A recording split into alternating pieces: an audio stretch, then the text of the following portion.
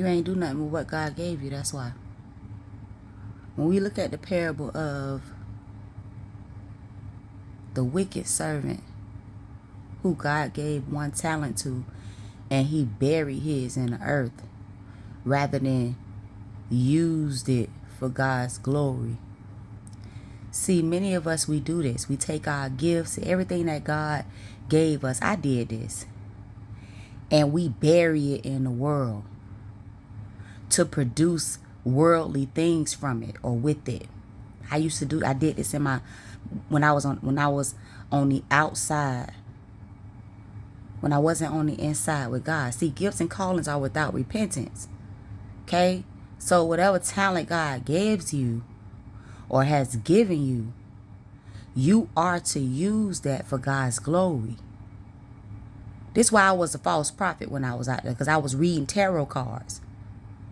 I was using my prophetic gifting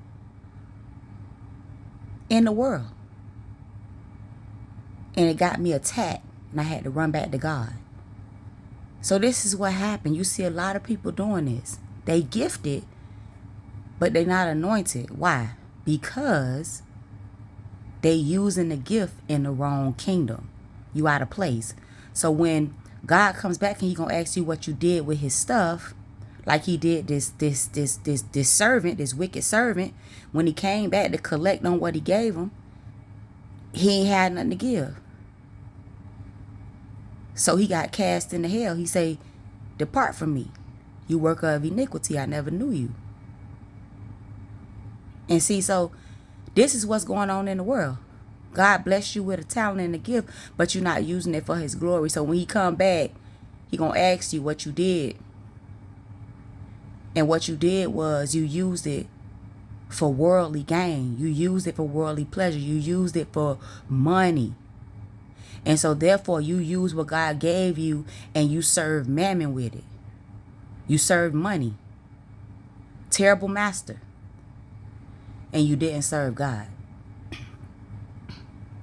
This is the understanding that I want you to get behind the parable of the talents. Okay? What are you doing with what God gave you?